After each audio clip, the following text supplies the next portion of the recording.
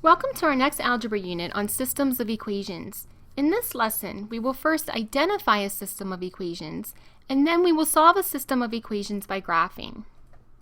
So what is a system of equations? The formal definition says two or more linear equations involving the same set of variables. You're used to working with just one linear equation. In previous lessons, you learned how to graph this equation. You also learned that when graphed, every point on that line is a solution to this equation.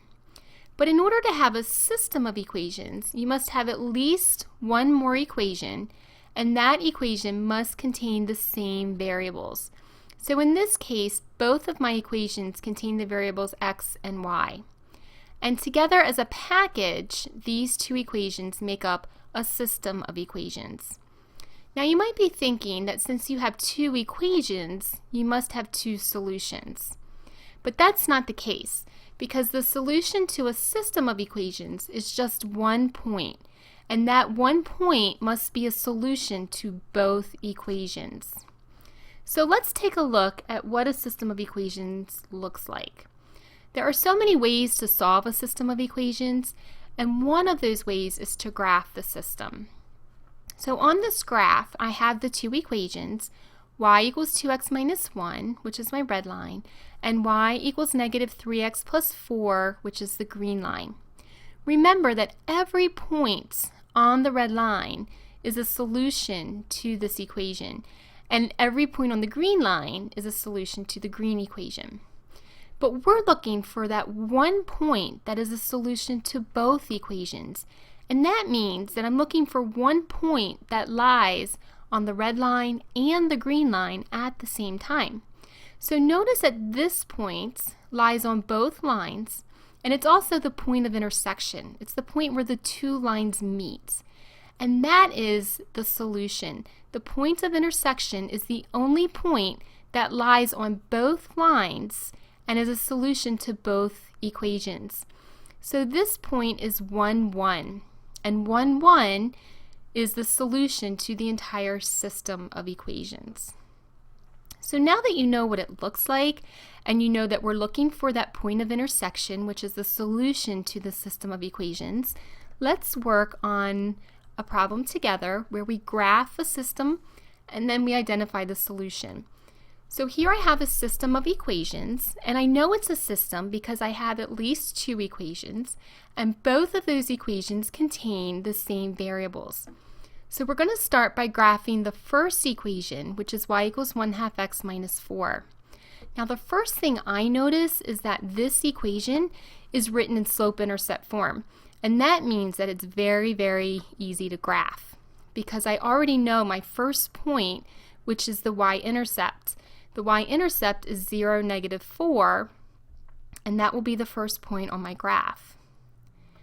I also know that I can look for the slope, which is 1/2, and using that slope, I can find the next point. So starting with the y-intercept, I'm going to rise 1 and run 2, and I'm going to plot the second point. Once you have 2 points, you can draw a line through those 2 points, and that line represents the first equation, y equals 1/2 x minus 4. Now, because I'm working with a system of equations, I have to graph the next equation on the exact same grid because that's the only way that I'll be able to identify the intersection point. So notice again that this equation is quick and easy because it's written in slope-intercept form. So the first point is your y-intercept at 0, 2.